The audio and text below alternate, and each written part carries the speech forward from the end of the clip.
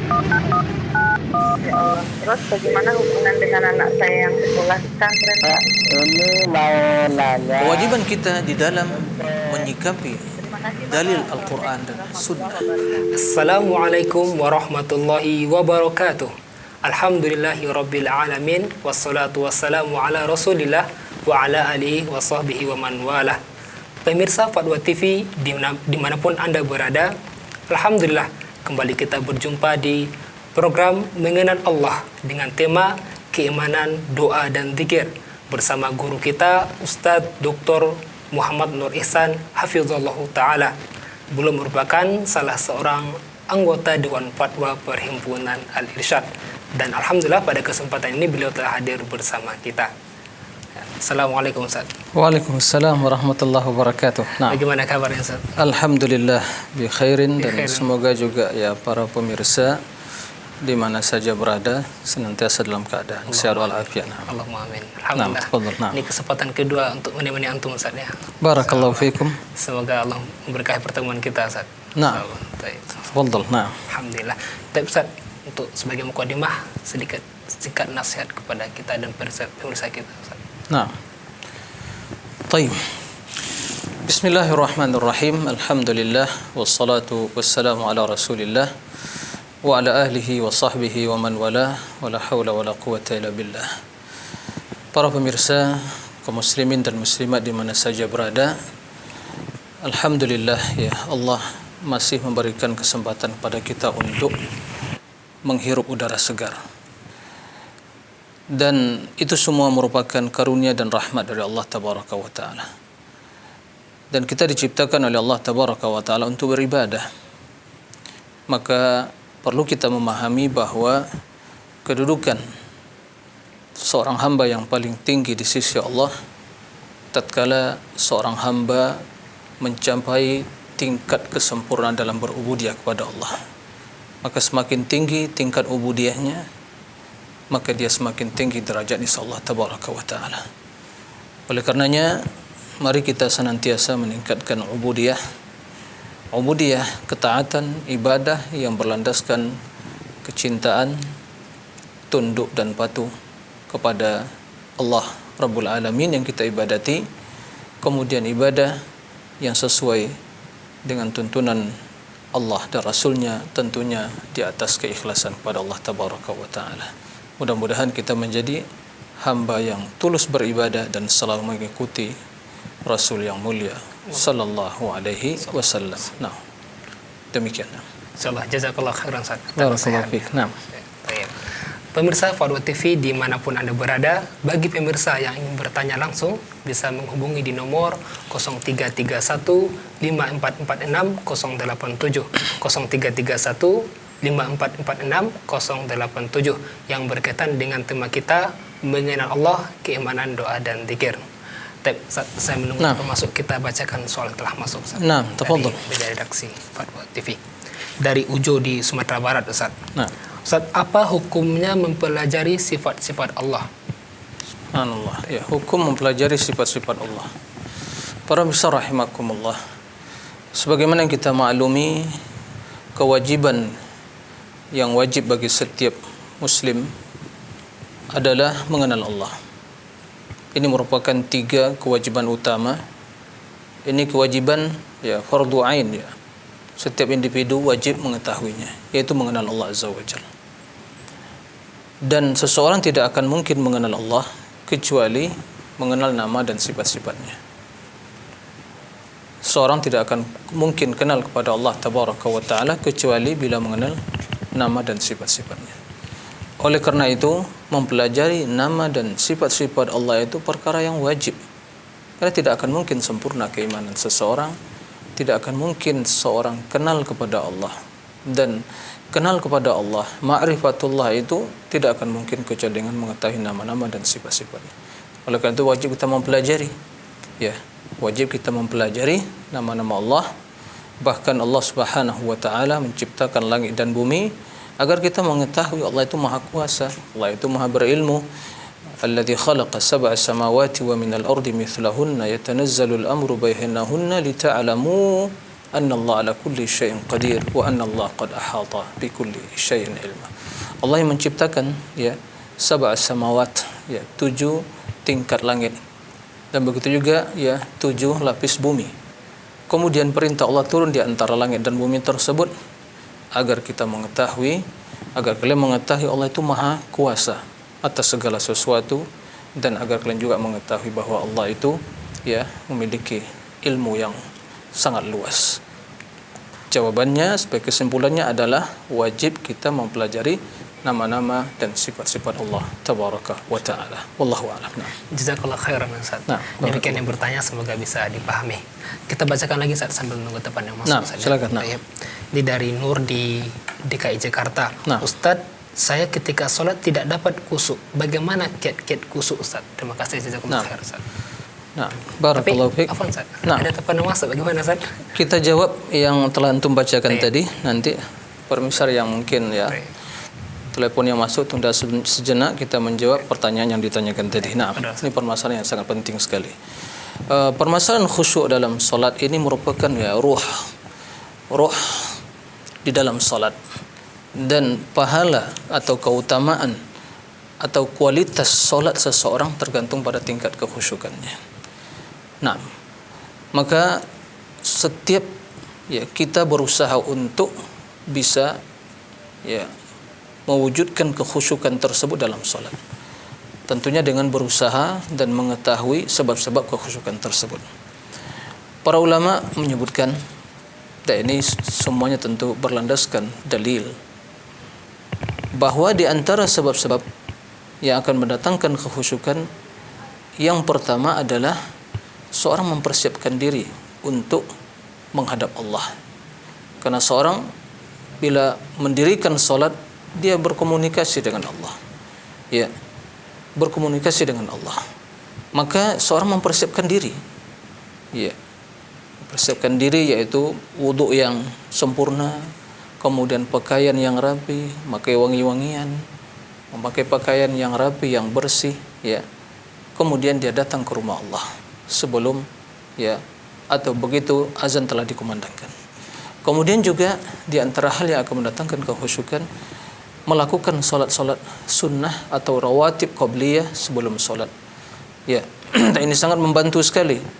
Jadi tidak tergesa-gesa. Jadi seorang telah mempersiapkan diri, ya. Kemudian setelah itu dia sambil menunggu waktu iqamat, dia berzikir, duduk, ya. Kemudian setelah itu begitu iqamat, dia telah siap untuk menghadap Allah. Ini sangat penting sekali.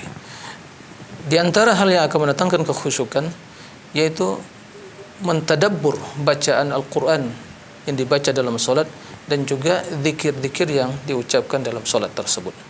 Ya, baik di waktu berdiri, di waktu ruku', di waktu sujud, ya, baina sajadataini, itu kita pahami, kita renungi dan hayati apa yang dibaca. Kemudian membaca Al-Quran ya dengan perlahan-lahan, ya, ayat demi ayat, tidak tergesa-gesa. Terutama membaca Al-Fatihah, karena Allah membagi Al-Fatihah itu menjadi 2 bagian, dan kita berdialog dengan Allah tabaraka wa taala. Maka itu harus dihadirkan dalam diri kita, membaca Al-Quran dengan benar. Di antara hal yang akan mendatangkan kekhusyukan dalam salat yaitu ingat pada kematian dan perihal ahwal akhirat, dan yakini bahwa kita berusaha bahwa solat yang kita lakukan itu solat yang terakhir, kesempatan terakhir ya di dunia ini. Ya, kesempatan terakhir untuk hidup di dunia ini. Ya, sholli ka salati muwaddi'in. Salat seperti seorang yang akan berpisah. Ya. Kemudian di antara hal yang akan mendatangkan kekhusyukan tadi adalah mengetahui keutamaan kekhusyukan. Barang siapa yang ya berwudu, kemudian dia sempurnakan wudunya, dia datang ke masjid, kemudian dia solat, kemudian setelah itu dia khusyuk, menyempurnakan kekhusyukannya, kata Nabi SAW kan kafaratun, na'am, kafaratun lima qablaha, adalah sebagai kafarat bagi dosa-dosa sebelumnya. Malam taqtariful kabair atau mujtanibatil kabair, jika dia meninggalkan dosa-dosa besar. Jadi keutamaannya luar biasa. Kemudian di antara hal yang juga akan bisa mendatangkan kekhusyukan adalah kita di dalam solat tersebut, bahwa solat itu betul-betul kita jadikan sebagai sebab utama untuk mendatangkan ketenangan batin kita. Jadi kita betul merasakan itu kebutuhan, bukan sekedar hanya ingin menggugurkan kewajiban. Berbeda dengan betul-betul mengerjakan, mendirikan solat dengan hanya menggugurkan kewajiban. Seorang betul-betul mendirikan solat dan menjaga rukuknya, sujudnya, rukun-rukunnya, bacaannya, wajibnya, maka bi'idznillah dia akan mendapatkan kekhusyukan tersebut. Nah, itu diantara hal-hal yang disebutkan oleh para ulama. Semoga bisa menjadi panduan bagi kita untuk mewujudkan kekhusyukan dalam solat kita. Allahumma amin. Nah, demikian. Jazakallah khairan Ustaz. Demikian yang bertanya, semoga bisa dipahami. Baik Ustaz, ada yang telepon yang masuk, kita angkat Ustaz. Assalamualaikum Fatwa TV. Assalamualaikum Fatwa TV. Waalaikumsalam Ustaz. Bersama siapa, di mana? Abu Sofi Situbondo Ustaz. Abu Sofi di Situbondo ya. Silakan Abu Sofi. Ya, Assalamualaikum Ustaz. Waalaikumsalam warahmatullahi wabarakatuh. Ya, ini ada pertanyaan Ustaz. Yang pertama adalah tentang niat waktu sholat. Ketika lafaz itu niat sholat dilafazkan, apakah ada tuntunan dari salah satu imam yang 4? Yang kedua, ketika kita mandi junub, ada yang pernah menyampaikan, salah satu ustaz ke kami, bahwa harus disunahkan didahului dengan berwudu lebih dahulu. Bagaimana ketika itu berwudu lebih dulu, lalu kita mandi junub itu tentu membasuh kemaluan. Bukankah ada yang juga Ustadz menerangkan ketika kita menyentuh kemaluan itu berarti membatalkan wudu, jadi berhadas? Cukup Bapak. Yang lanjutan dari pertanyaan tentang wudu ini, kita kalau misalnya niat wudu lebih dulu, apa niat wudu yang pertama lalu niat mandi besarnya kedua, apa mandi wudu itu adalah satu niat dari mandi junub, sehingga kita berniat itu mandi junub didahului oleh wudu gitu Ustaz. Itu saya kira pertanyaannya. Terima kasih atas jawabannya. Ya, jazakallah khairan Abu Sofi di Situbondo. Assalamualaikum warahmatullahi wabarakatuh. Terima kasih kepada Bapak Abu Sofi ya. Sepertinya pertanyaannya mungkin lebih terkonsentrasi sesuai dengan judul interaktif kita pada kesempatan kali ini, yaitu mengenal Allah. Tapi kalau permasalahan nanti mandi junub, wudu, kemudian juga niatnya, ini sepertinya lebih pas bagian ibadah, mungkin ditanyakan kepada para ustadz yang lain. Taib. Saya akan menjawab pertanyaan yang pertama tentang masalah niat waktu sholat dilafazkan. Ya, kalau kita melihat tuntunan Nabi Shallallahu Alaihi Wasallam, maka kita mendapatkan beliau tentunya berniat, karena niat merupakan merupakan syarat sahnya sholat. Berniat. Innamal a'malu binniyat. Dan niat itu para ulama semua sepakat. Ulama sepakat bahwa niat itu tempatnya di hati, bukan di lisan. Niyah mahalluha al-qalb, kata mereka. Niat itu tempatnya di hati. Maka kita bisa memahami apa yang terlintas dan terbesit dalam hati kita, itulah niat kita. Dan niat tersebut itu selalu bersamaan dengan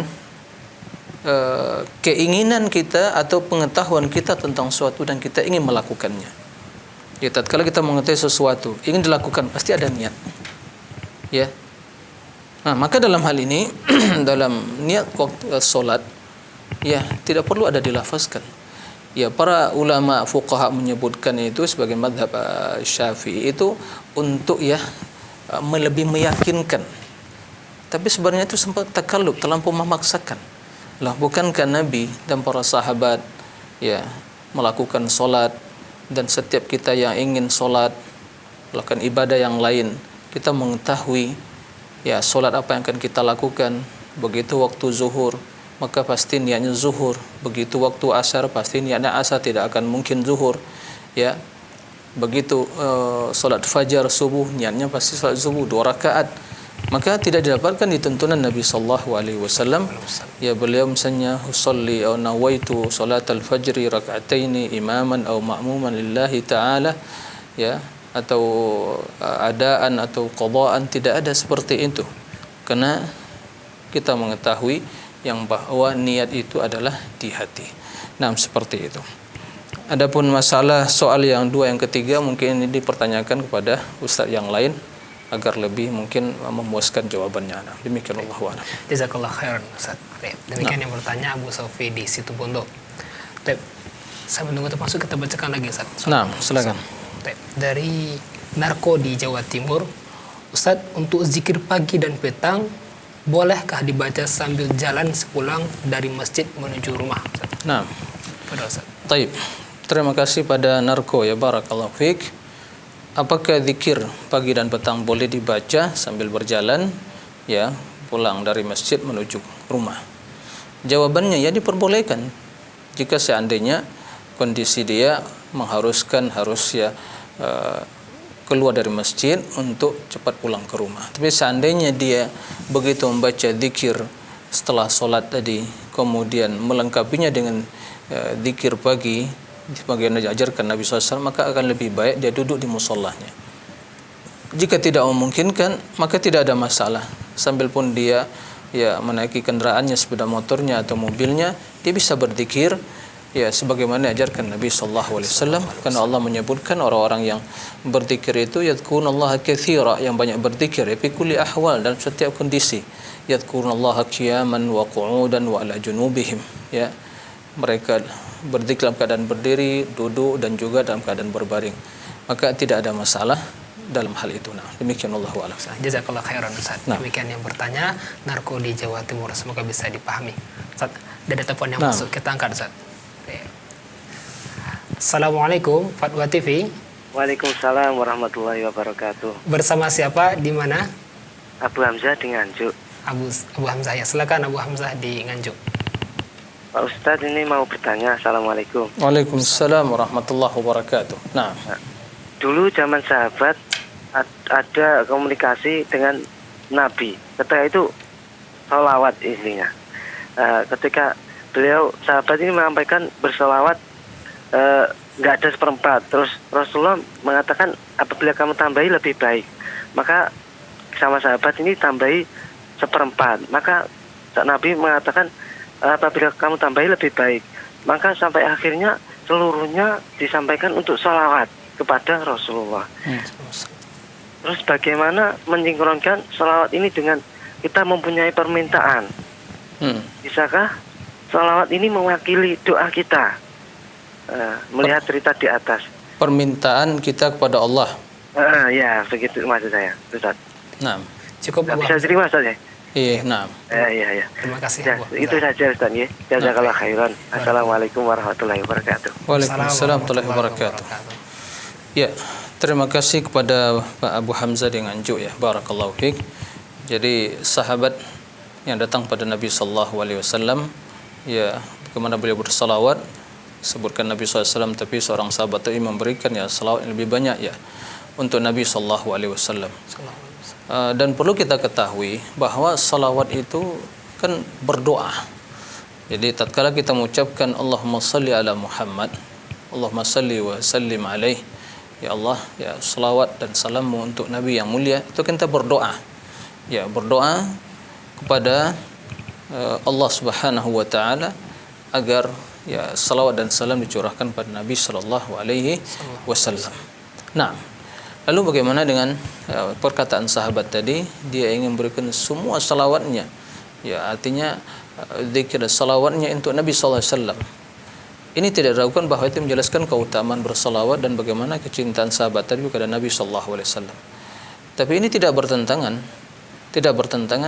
dengan apa yang dilakukan oleh seorang seorang muslim ingin berdoa untuk kemaslahatan dirinya, sembari dia bersalawat pada Nabi SAW, memperbanyak salawatnya dan juga setelah dia berselawat dan memuji Allah tabaraka wa taala, dia berdoa ya untuk kemaslahatan dirinya.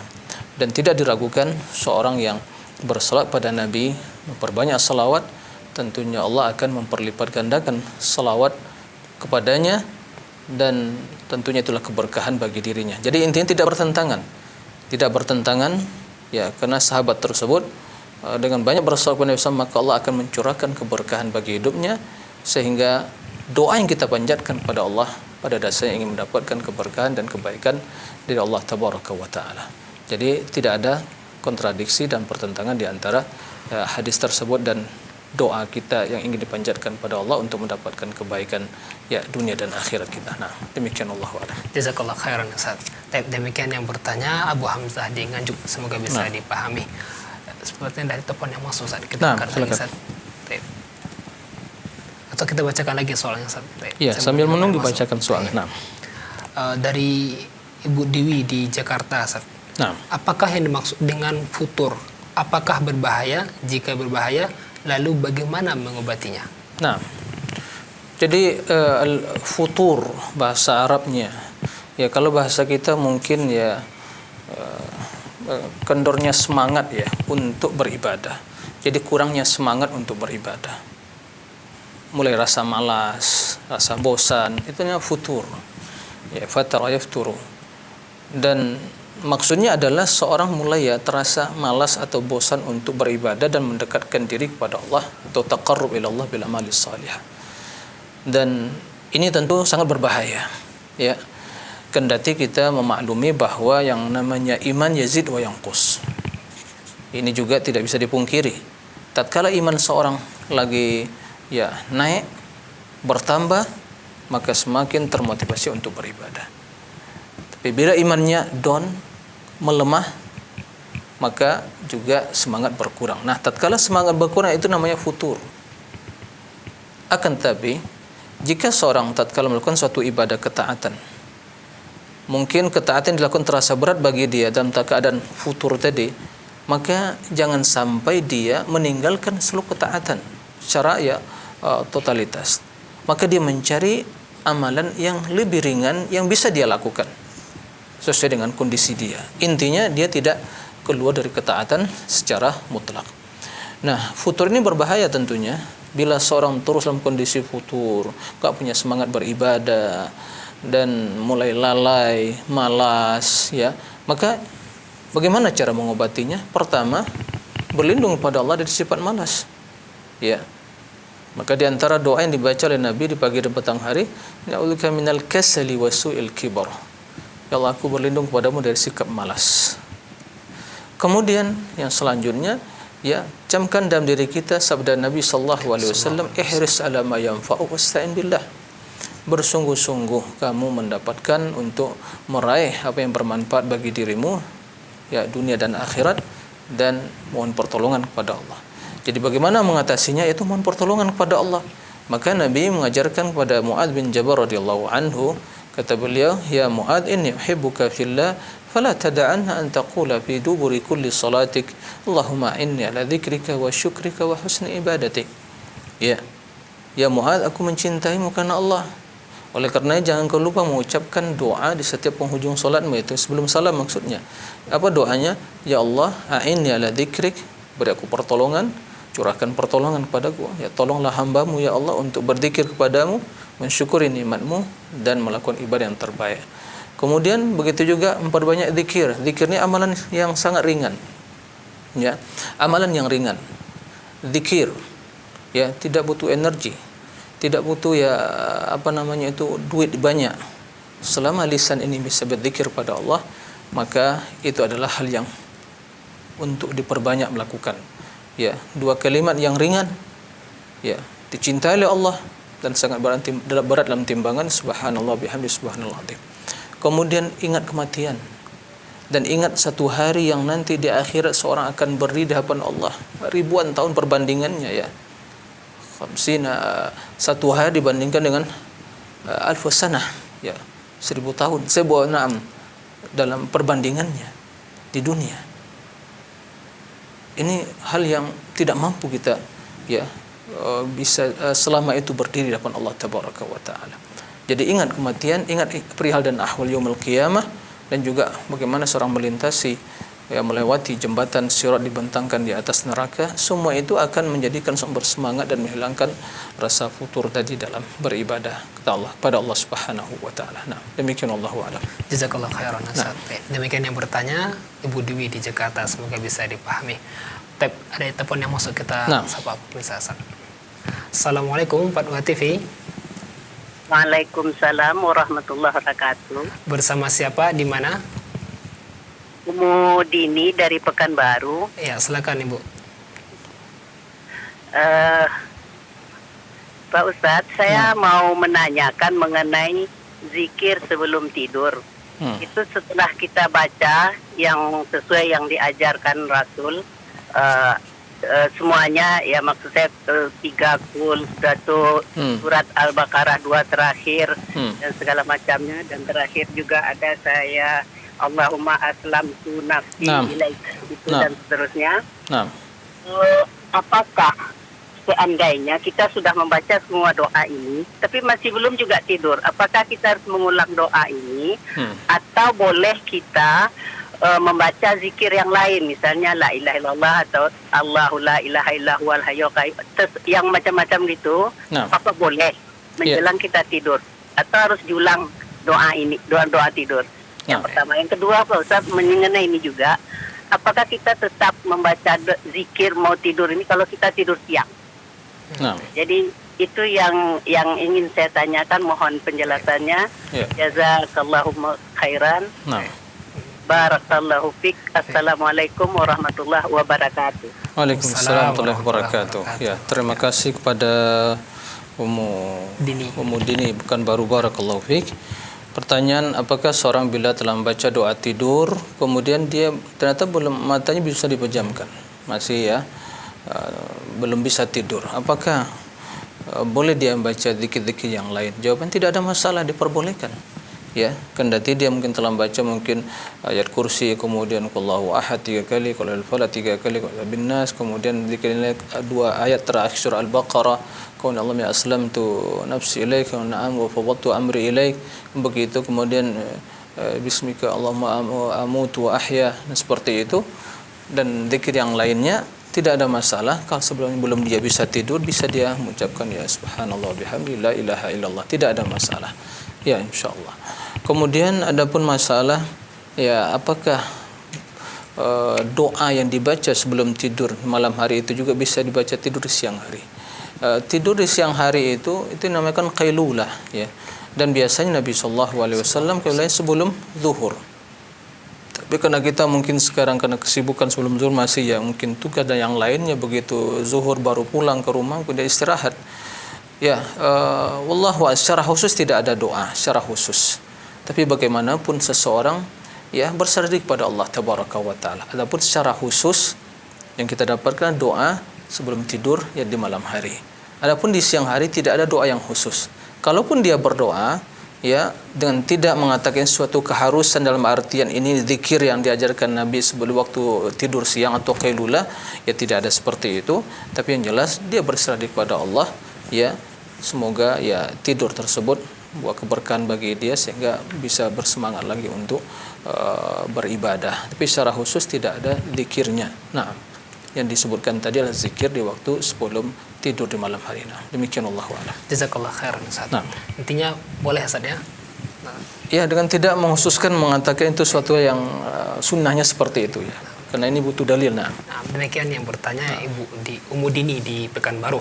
Ya, pemirsa Farwa TV dimanapun Anda berada, bagi pemirsa yang ingin bertanya langsung bersama guru kita, bisa menghubungi di nomor 0331 5446 087 0331 5446 087. Ustaz, ada telepon yang masuk Ustaz. Silakan. Lagi Ustaz. Assalamualaikum Pak Dua TV. Belum ada Ustaz.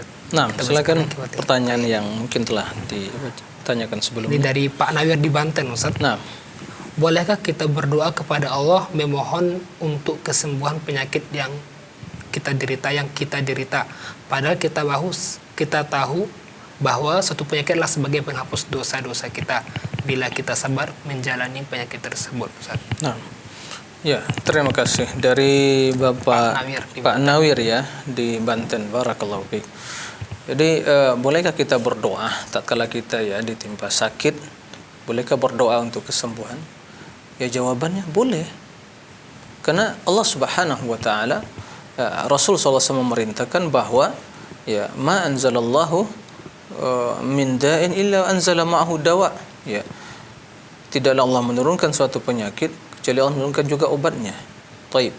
Dan kesembuhan itu di tangan Allah. Fa idza maridtu fa huwa yashfin. Ya, apabila aku sakit, Allah yang menyembuhkanku. Maka Rasul mengajarkan doa bagaimana bila kita mengunjungi orang yang sakit memohon ya kesembuhan. Allahumma rabban nas adhibil ba's anta syafi la shifa illa shifa illa shifa la shifa la yughadiru saqama. Naam. Jadi secara hukum asal diperbolehkan. Nabi SAW mengatakan tadawi ibnu Adam, ya berobatlah. Dan tentunya paling utama sebelum kita berobat pergi ke dokter dan juga secara medis ya memohon kepada Allah. Ya, karena Allah yang asy-syafi yang menyembuhkan. Berdoa dan doa itu ibadah. Doa adalah untuk mendapatkan kebaikan dan menolak kemudaratan. Jadi tidak ada masalah. Nah, tidak ada masalah diperbolehkan. Tapi bila seseorang dengan kondisi seperti itu dia sakit dan dia sabar bahwa setiap penyakit yang dihadapi dan itulah takdir dari Allah dan dia ridha, maka dia dapat mendapatkan keridhaan. Kemudian juga dia mengetahui bahwa bila seorang dicintai oleh Allah, maka dia akan mengujinya. Dia sabar dan ternyata dia itu orang yang soleh, yang baik dan sabar pada seperti itu. Ya, maka dia memohon kepada Allah dan sabar sebagai kafarat bagi dia dan dia sabar betul sabar. Nah, maka itu tentunya baik bagi dia. Ya, jadi permasalahannya relatif. Ada orang yang tidak mampu. Boleh jadi karena mungkin kena sakit malah nanti dia mengatakan perkataan-perkataan yang mungkin penyesalan atau menyesali atau mengkritik Allah Subhanahu wa taala. Maka berobat.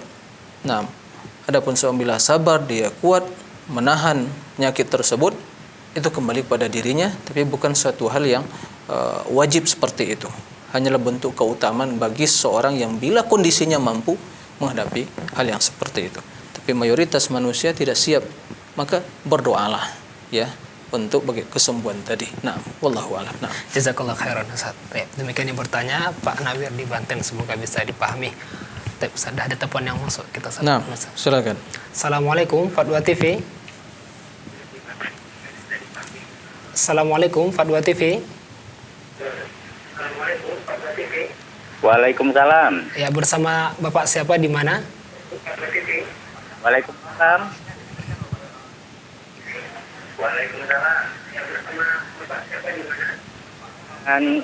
Mohon maaf, televisinya mohon dikecilkan, Bapak. Terputus, Ustaz. Kita bacakan lagi soal saja. Nah. Menunggu telepon yang masuk lagi. Ya, sebelum kita lanjutkan, kita sampaikan kepada pemirsa, bagi pemirsa yang bertanya dan telah terhubung bersama kita, harap volume televisinya dikecilkan. Cukup mendengar via telepon saja agar suara bisa didengar dengan jelas. Ini ada pertanyaan yang masuk dari Indra saat di Sumatera Barat. Nah. Tapi penelpon tadi dah masuk ke Indra saat. Ya, Assalamualaikum. Assalamualaikum Ustaz. Waalaikumsalam warahmatullahi wabarakatuh. Nah. Bersama Ibu siapa di mana? Ibu Rusmini dari Pacitan. Ya, silakan Ibu. Ya, begini Ustaz, saya mohon maaf sebelumnya ya. Saya itu kalau mendengarkan itu di TV doa-doa itu mencatatnya itu kok kurang tepat saya itu. Kemudian ini doa ini apa benar, apa agak ada yang kurang. Saya baca Ustaz ya. Allahumma ghafirli dzambi wa wasili fi dari wa barik li fi rizqi. Ya Allah, ampunilah dosaku, luaskanlah rumahku atau kuburku, dan berkailah rezekiku. Yang kami maksud begini Ustaz, apabila doa ini kurang, di mana kurangnya, dan apabila doa ini sudah pas, kemudian apa bisa dibaca sebelum tahiyat akhir? Coba sebelum salam. Coba Ibu ulangi lagi tadi lafaznya bagaimana? Allahumma ghfirli dzambi. Allahumma ghafirli dzambi Wawasi li fi dari. Wabarik li fi rizki. Wabarik li fi rizki. Ya, naam. Jadi, ya Allah, ampunilah dosaku, luaskanlah rumahku, kuburku, dan berkailah rezekiku. Naam. Yeah. Kemudian kalau bisa dibaca sebelum salam, dalam sholat, alhamdulillah saya insya Allah usahakan amalkan. Kalau salah, di mana kekurangan salahnya itu. Kemudian selain ini ya Allah. Iya. Itu kalau saya itu sambil sujud, itu kadang-kadang kalau berdoa itu sampai lupa ini sudah rubik firli atau belum, kemudian saya tambahkan. Itu apa sujud sahwi apa tidak, Ustaz? Wah, waktu sujud? Waktu sujud kan berdoa saya. Iya. Karena itu Subhana rabbiyal a'la, ya, naam. Menikmati doanya itu kadang-kadang itu lupa sudah rubik firli atau belum ini tadi. Kemudian saya baca Rabbil firli atau Subhana rabbiyal a'la di waktu sujud maksud Ibu? Enggak, Subhana rabbiyal a'la kan ditambah dengan doa-doa yang dihafal, Ustaz. Betul ya. Oke. Nah. Kan menikmati sekali mati. Mampunya menikmati artinya. Iya, nah. Kemudian lupa. Sudah rubik firli apa belum ini tadi? Iya. Taib. Iya, nah. Kemudian saya ulangi lagi rubik firli. Kemudian ya meneruskan selanjutnya. Kemudian akhirnya keseluruhan sudah salam itu apa sujud sahwi apa enggak? Iya, nah. Terima kasih, Ustaz. Itu saja dulu. Mudah-mudahan bisa menyambung lagi di lain waktu. Iya, nah. Terima kasih Ibu Rasmi. Assalamualaikum. Waalaikumsalam warahmatullahi wabarakatuh. Nah. Baik. Ya, terima kasih kepada Ibu ya. Resmini di Nampacita. Jadi beliau menanyakan lafaz doa Allahumma gfirli dzambi wasi'li fi dari wa barikli fi rizqi, yang artinya ya Allah ampuni dosaku, luaskan rumahku, dan juga ya berkahi rezeki yang diberikan kepadaku. Nah, apakah doa ini benar dan boleh dibaca di waktu sebelum setelah tahiyat kemudian sebelum salam? Secara makna tidak ada yang bertentangan, ya. Tidak ada yang bertentangan, karena memohon keampunan, ya. Allahumma gfirli dzambi, mohon keampunan, kemudian ruas tempat tinggal, karena kita mengetahui antara nikmat yang diberikan, nikmat dunia ini pertama adalah istri yang solehah, transportasi yang cukup, yang ada yang memadai, kemudian tempat tinggal yang luas. Ini merupakan nikmat. Nah, bila seorang meminta diluaskan rumahnya, kemudian diberkahi rezekinya, ini nikmat. Keberkahan itu kebaikan, rezeki kendati sedikit tapi berkah. Tidak ada masalah secara makna, ya. Kendati wallahu alam, saya tidak apakah ada lafaz seperti ini dari Nabi SAW, saya akan cross check lagi, ya. Tapi yang jelas kalau secara makna tidak ada pertentangan. Kalaupun ibu baca seperti itu sebelum salam tidak ada masalah, karena juga Nabi mengatakan fal yatakhayyar minal adiyati ahsanaha, pilihlah doa-doa yang terbaik, dan insyaallah doanya maknanya baik. Tapi apakah lafaz yang seperti ini diajarkan Nabi SAW, itu yang saya ingin cross check lagi. Adapun doa-doa yang lain banyak tentang masalah keampunan, ya. Allahumma inni zalamtu nafsi dzulman katsira wa la yaghfiru dzunuba illa ant. Nah, kemudian juga doa Allahumma fil ma qaddamtu wa ma akhartu wa ma asrartu wa ma a'lantu wa ma anta a'lamu bihi minni, antal muqaddim wa antal muakhiru, la ilaha illa ant. Allahumma inni a'udzubika min adzabi jahannam, min adzabil qabr, min fitnatil mahya wal mamat, wa min syarri fitnatil masiihid dajjal. Allahumma inni ala dzikrika wa syukrika wa husni ibadatik. Yaitu doa-doa yang baik yang diajarkan Nabi SAW. Nah, jadi insyaallah tidak ada masalah karena maknanya baik. Kemudian membaca di waktu sujud sahwi lupa membaca Allahumma rabbi gfirli, apakah sujud sahwi? Ya, tidak, karena bukan meninggalkan suatu yang wajib, ya. Dan juga membaca, ibu telah membaca tadi di waktu sujud subhana rabbiyal a'la, itu yang wajib satu kali. Adapun yang lainnya itulah sunnah. Membaca, mengucapkan doa, memperbanyak doa itu baik, ya, terutama doa ya muqallibal qulub tsabbit qalbi ala dinik, ya Allah yang memutarbalikkan hati, yang membolak-balikkan hati, maka teguhkan hatiku di atas agamamu. Jadi tidak ada masalah dan tidak perlu sujud sahwi bila ibu lupa mengucapkan Rabbi ghfirli. Nah, demikian wallahu a'lam. Jazakallahu khairan Ustaz. Demikian yang bertanya Ibu Rosmini dibacakan, semoga bisa dipahami. Kita bacakan lagi soal Ustaz yang telah masuk. Nah, silakan. Ini dari Indra Sumatera Barat Ustaz. Ustaz, bagaimana hukum berdoa bersama setelah menguburkan mayat Ustaz?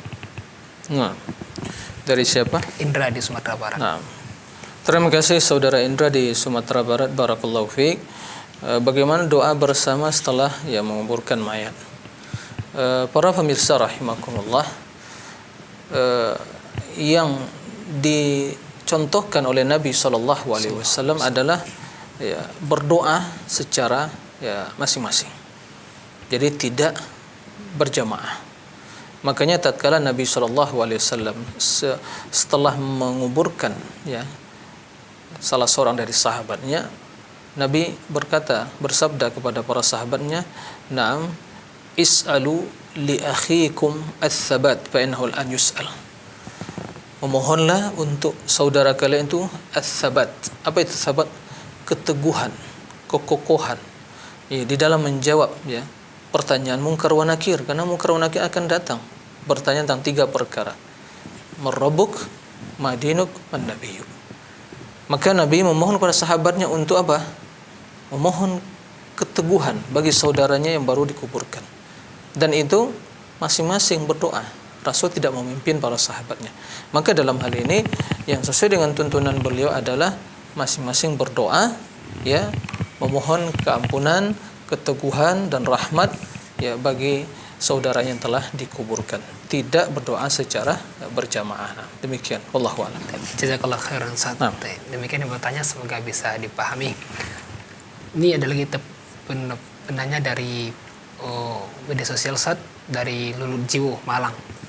Ustaz, mohon penjelasan tentang makna khauf dan roja ketika melihat orang wafat dalam keadaan su'ul khotimah, dan bagaimana kiat-kiat dan amal-amal apa yang agar kita selamat dari su'ul khotimah Ustaz. Nah, baik. Terima kasih kepada saudara Lulut Jiwo Ustaz. Nah, Lulut Jiwo di Malang. Lulut Jiwo di Malang. Nah, barakallahu fiik. Jadi tentang masalah roja dan khauf tatkala kita melihat seorang meninggal dalam keadaan su'ul khatimah. Nauzubillah min dzalik. Tidak diragukan bahwa seseorang tatkala melihat bila ada mungkin salah seorang dari saudaranya atau kaum muslimin meninggal tapi dalam keadaan su'ul khatimah, artinya melakukan perbuatan dosa dan maksiat, waliyazubillah, atau mungkin lebih dari itu, mungkin dia kufur, berbuat kekufuran dan kesyirikan, na'udzubillah min dzalik, maka tentunya akan tertanam dalam diri seseorang rasa takut. Kenapa? Dia takut takut terjerumus ke dalam kondisi yang sama. Ini takut yang bermanfaat, dan takut yang demikian itu yang akan mendorong dia untuk berbuat kebajikan, istiqomah, dan yang akan membendung dia dari terjun perbuatan dosa dan maksiat.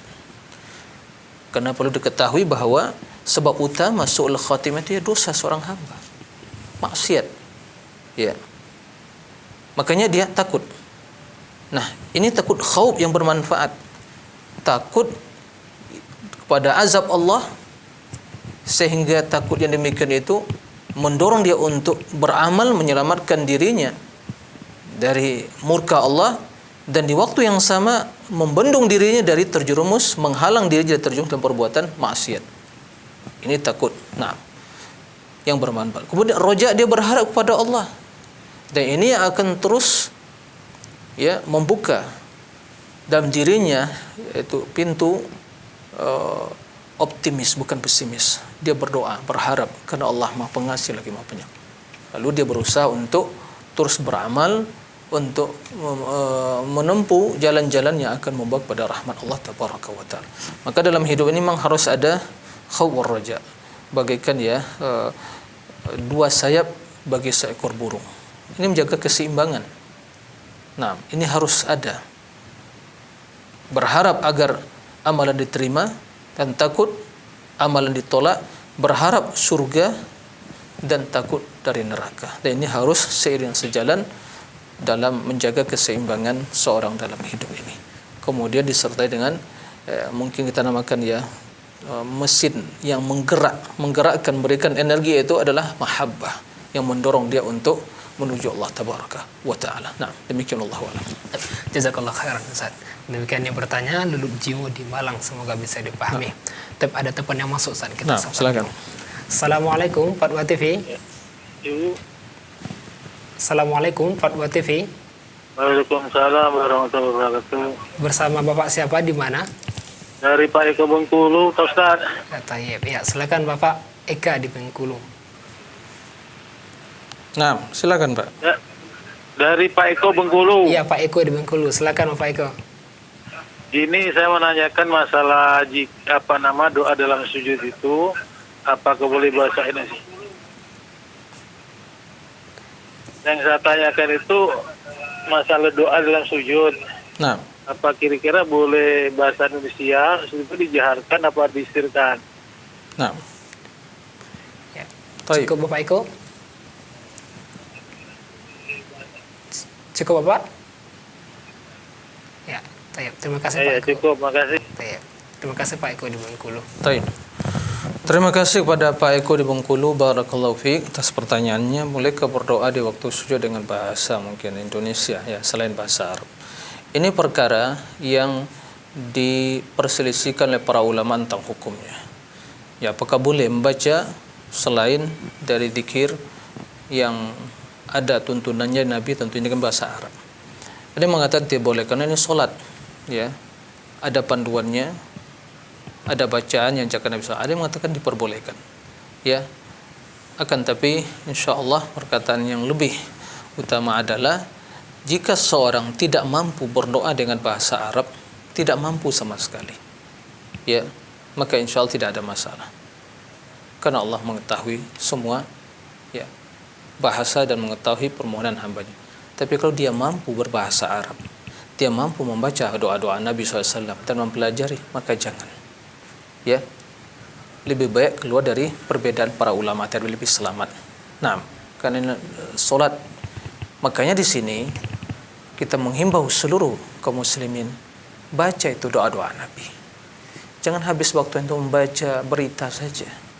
Ya, habis waktu zaman sekarang ini mengikuti mungkin perkembangan berita, inilah yang corona di sana sinilah, kan begitu ya. Habis waktu kita sibuk dengan mungkin pilkada ini, pilpres ini, macam-macam. Ya, berita koran kita baca, tapi hadis Nabi, doa yang kita butuhkan sehari semalam dalam sujud kita, maka kita lalai. Dan lengkap Nabi SAW ajarkan, ya, lengkap, singkat, padat. Makanya Bapak Ibu sekalian, ya, para pemirsa sekalian, belajar, ya, belajar. Kita semua harus belajar baca doa-doa Nabi SAW. Para ulama telah menulis dalam hal ini, bahkan telah juga ditulis bahasa Indonesia. Para ya ustaz-ustaz kita menulis, diterjemahkan. Maka baca itu. Saya mengajak kita semua, hendaknya setiap rumah kita ini memiliki kitab tentang zikir dan doa Nabi. Ya, jangan kita zikir yang kayak kita mujarabat begitu ya, dijual di kaki lima, enggak jelas sumbernya, enggak, yang jelas Sahih Bukharinya, Muslim, sumbernya jelas, ya, tidak mengada-ngada. Nah, itu insya Allah hidup akan berkah, dan dibaca insya Allah itu akan lebih mendatangkan kebaikan. Jadi kesimpulannya, jika tidak mampu sama sekali, insya Allah tidak ada masalah. Tapi kalau masih mampu, jangan bahasa Indonesia, bacalah berdoa dengan bahasa Arab. Nah, demikian, wallahu a'lam. Jazakallahu khairan Ustaz. Demikian yang bertanya Pak Eko di Bengkulu, semoga bisa dipahami. Ada telepon masuk saat kita angkat saja. Iya, silakan. Assalamualaikum Fatwa TV. Waalaikumsalam warahmatullahi wabarakatuh. Bersama siapa, di mana? Dengan Bapak Saleh Haji di Bengkulu. Pak Saleh Haji di Bengkulu. Ya, silakan Pak Saleh Haji.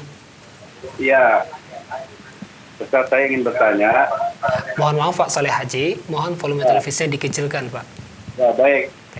Ustaz, untuk zikir menjelang kematian, menjelang sakaratul maut, itu selain la ilaha illallah, apakah ada zikir-zikir lain Ustaz yang perlu dibaca? Jadi, ya, selain la ilaha illallah, apakah ada zikir-zikir lain yang kita baca pada saat kita menjelang kematian? Nah, itu nomor satu. Nomor dua, untuk zikir, kalau zikir sholat witir itu kan Ustaz, Subhana Malikul Kudus, Subhana Malikul Kudus, Subhana Malikul Kudus 3 kali. Nah, kalau untuk zikir sholat malamnya Ustaz, antara 2 rakaat ke 2 rakaat lain begitu ya. 2 rakaat lain, apakah ada zikir-zikir tertentu di sholat malam antar 2 rakaat? 2 rakaat Ustaz. Nah. Ya, terima kasih. Wassalamualaikum warahmatullahi wabarakatuh. Waalaikumsalam warahmatullahi wabarakatuh. Terima kasih kepada Pak Soleh Haji ya di Bengkulu. Masyaallah, barakallahu fikum. Pertanyaannya, apakah ada zikir khusus ya selain dari mungkin kita sebelum atau sakaratul maut ya, selain dari la ilaha illallah. Para pemirsa rahimakumullah, sakaratul maut perkara yang sangat sulit ya.